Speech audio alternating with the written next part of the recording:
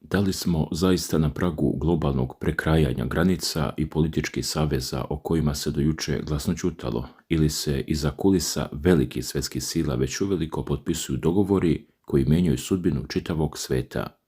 Dok se javnosti servira jedna slika globalnih dešavanja, iza zavese visokog političkog pozorišta odvijaju se procesi koji objašnjavaju zašto odluke pojedinih lidera deluju tako neočekivano i naglo.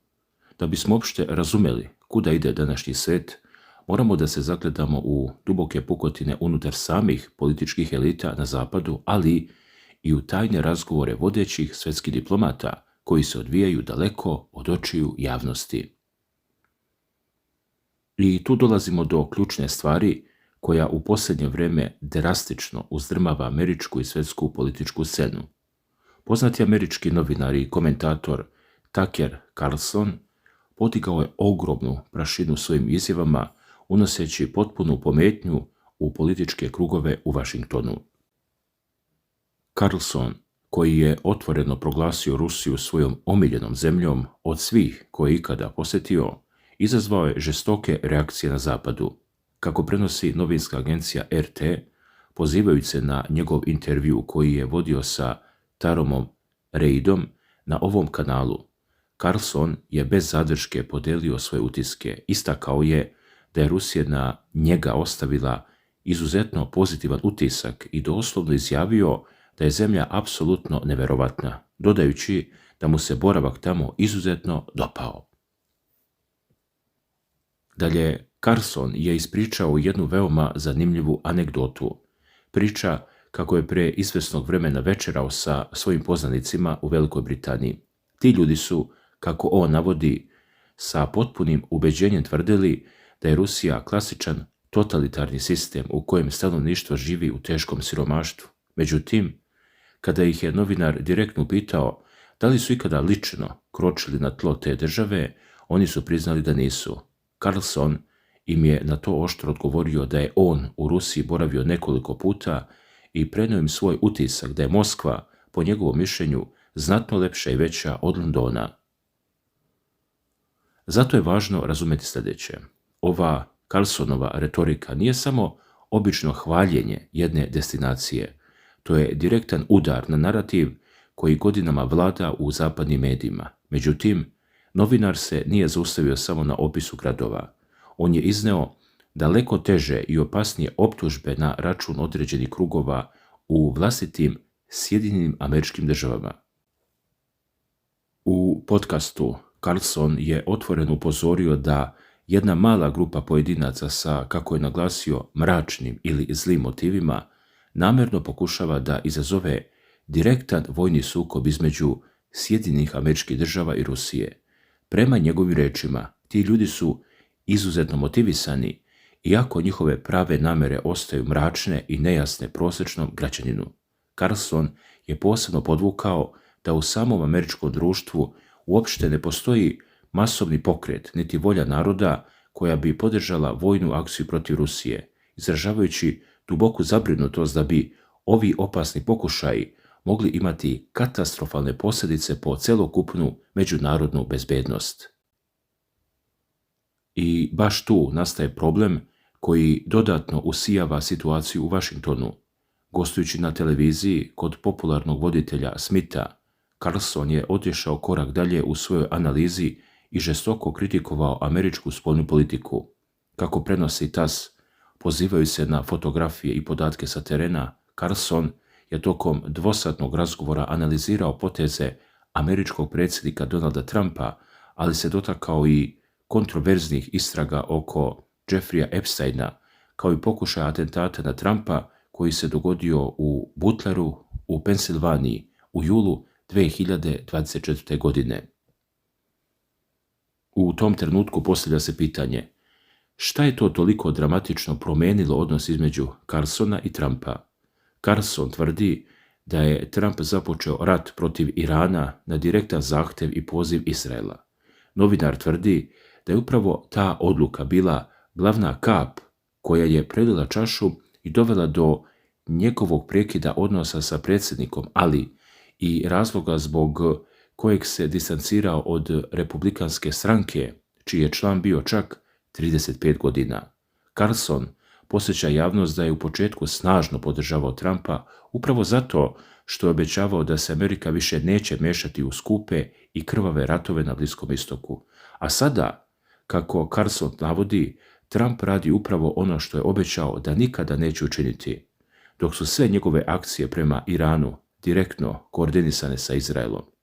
Kako ćemo izaći iz ovog rata, niko ne zna, uključujući i ljude u samoj Beloj kući, zapitao se novinar. Ljudi, ovo menja cijelu sliku o suverenitetu same Amerike.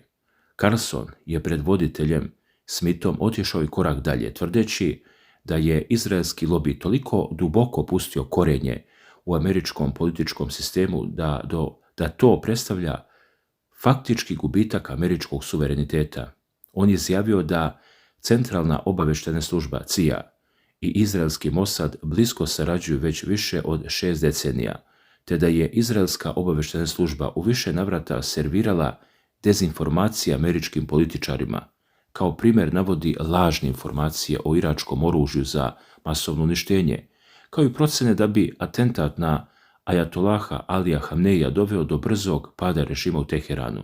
Za Carlsona je ova klasična izdaja nacionalnih interesa gdje zemlja djeluje protiv vlastite koristi u interesu strane sile. Sa druge strane, na udaru njegove kritike našao se i utjecajni republikanski senator Ted Cruz. Kada je voditelj Smith prigovorio Carlsonu zbog susreta sa pojedinim kontroverznim ličnostima, novinar mu je oštro uzvratio, prozivajući senatora Cruza da je ekstremista koji doslovno poziva na ubijanje ljudi i glasa za finansiranje ratova, naglasivši da Cruz ima krv nevinih ljudi na svojim rukama. Posjećanja radi, senator Ted Cruz je krajem prošle godine u intervjuu kod istog voditelja nazvao Carlsona opasnim čovekom koji vodi republikansku stranku mračnim putem. Međutim, pazite sad, dragi gledalci, Carlson se nije zadržao samo na Bliskom istoku i unutrašnjim stranačkim sukobima. Kako prenosi RT, Carlson iznosi još teže optužbe na račun obavještajnih službi, tvrdeći da Sjedinjene Američke Države već efektivno vode rat protiv Rusije. On ukazuje na to da aktivnosti CIA direktno usmjeravaju vojne napade duboko na rusku teritoriju, nazivajući takvo djelovanje potpunim ludilom i pokušajem uništenja samih Sjedinjenih Američkih Država. Pored toga, novinar upozorava da se američki građani čak hapse po povratku iz Rusije ukoliko ne prate zvaničnu liniju Vašingtona. Carlson se također osvrnuo i na evropske zvaničnike, oštro kritikujući šeficu diplomatije Evropske unije, Kaju Kalas. Na svom YouTube kanalu on je otvoreno doveo pitanje njenu stručnost i kompetenciju za takvu visoku poziciju. Ispričao je da je lično prisustvovao jednoj večeri sa Kalasom i drugim stranim diplomatama, gdje su svi prisutni, kako on tvrdi, ostali zapanjeni njenim potpunim nedostatkom osnovnih informacija. Carlson se javno zapitao kako je uopšte moguće da neko sa takvim nivom znanja zauzme jednu od vodećih funkcija u Europskoj uniji. I dok se u Americi vode ove žestoke debate, na diplomatskom frontu stvarne politike dešavaju se ogromni pomaci. U Manili, na marginama samita organizacije ASEAN, u Međunarodnom kongresnom centru Filipina, održan je izuzetno važan sastanak koji je trajao 35 minuta. Sastali su se ruski ministar spoljnih poslova Sergej Lavrov i američki državni sekretar Marco Rubio. Slušajte ovo. Prema saopštenju Ruskog ministarstva spoljnih poslova, dvojica diplomata su razgovarala o temama koje su iznenadile mnoge posmatrače. Pored razgovora o situaciji u Persijskom zalivu i normalizaciji uslova rada diplomatskih misija dve zemlje, Lavrov i Rubio su zvanično pozdravili obnavljanje punopravnih kontakata između Ruske svemirske agencije Roskosmos i američke NASA. Također su podržali dalji razvoj međuparlamentarne razmene i kulturnih veza, što pokazuje da iza zapadljive retorike postoje kanali saradnje koji se ponovo otvaraju. Ali ono što je od ključnog značaja za globalnu stabilnost jeste razgovor o konfliktu u Ukrajini.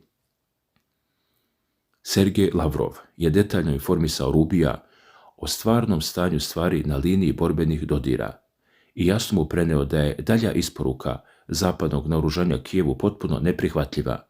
Ono što je posebno odjeknulo jeste izjava Lavrova da je Rusija spremna za političko i diplomatsko rješenje sukoba u duhu Anchoragea. Radi se o predlozima o kojima su ranije na sastanku u Anchorageu razgovarali predsjednik Rusije Vladimir Putin i predsjednik SAD-a Donald Trump, a sa kojima se ruski lider načelno složio. Sa druge strane, kako prenosi saopštenje sa 59. konferencije ministara spoljnih poslova ASEANA, Marco Rubio je istakao da su Sjedinjene Američke Države sila koja je sposobna da ukrajinski sukob dovede do konačnog i logičnog završetka. Dragi gledaoci, evo za sam kraj ove današnje analize dozvolite mi da sa vama podijelim jedan lični utisak do kog sam došao nakon što smo zajedno prošli kroz sve ove današnje informacije, izjave i događaje. Kada čovjek sve ovo pažljivo sabere, kada pogleda izjave sa svih strana i pokuša da ih razume hladne glave, meni se čini da ipak postoji nešto što je važnije od svih političkih razlika, od svih sukoba i svih međusobnih optužbi, a to je želja da se sačuva mir. Ja, kao autor ove priče, zaista sam stekao utisak da bez obzira na to što dolaze iz različitih država, različitih političkih sistema i imaju različite poglede na svijet, i Tucker Carlson sa jedne strane i Sergej Lavrov i Marco Rubio, svako na svoj način, šalju poruku da je mir jedino pravo rješenje.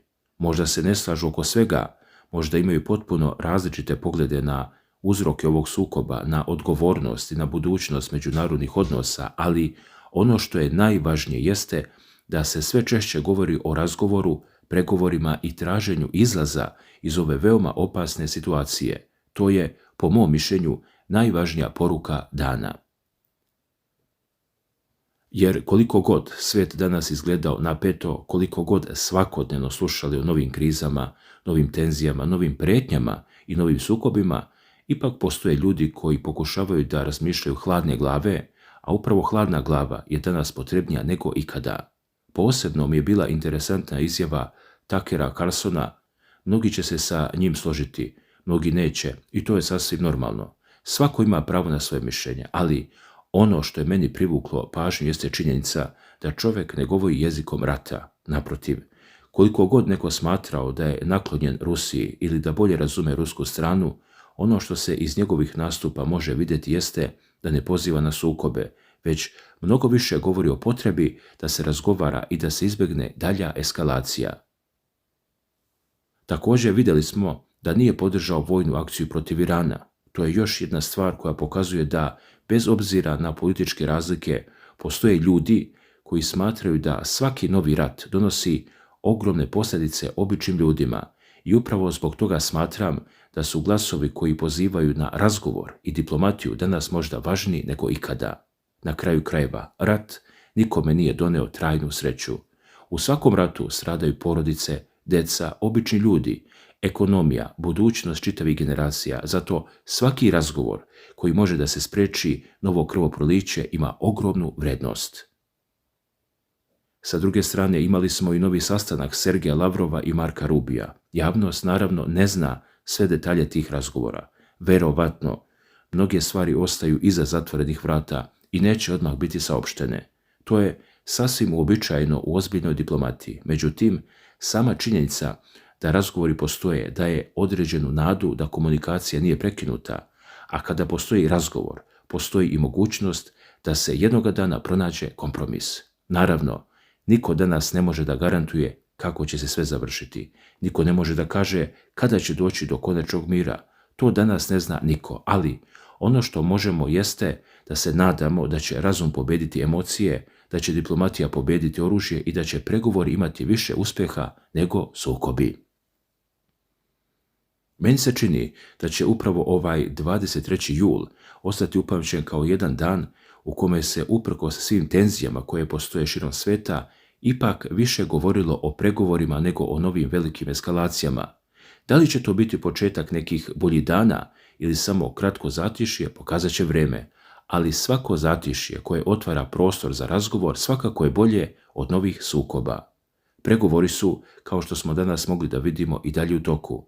Telefonski razgovori, diplomatski sastanci, susreti ministara i razne inicijative pokazuju da komunikacija nije stala, a dok postoji komunikacija, postoji i nada.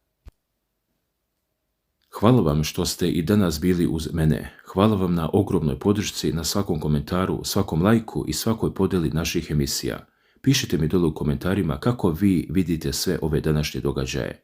Da li mislite da su pregovori konačno krenuli u dobrom pravcu? Da li verujete da je mir bliži nego prethodni mjeseci ili smatrate da nas tek očekuju novi izazovi? Vaše mišljenje, kao i uvijek, dobro došlo. Ako vam se dopala ova analiza, podržite kanal jednim lajkom, pretplatite se ukoliko već niste i uključite zvonce kako ne biste propustili naredne emisije. Do tada, čuvajte sebe, čuvajte svoje porodice, ostanite zdravi, mirni i dostojanstveni. Nadamo se da će razum pobediti i da će diplomatija imati posljednju reč i da ćemo u narednim danima svi zajedno slušati mnogo više vesti o miru nego o ratu. Hvala vam od srca na pažnji. Svako dobro i vidimo se veoma uskoro u narednoj analizi.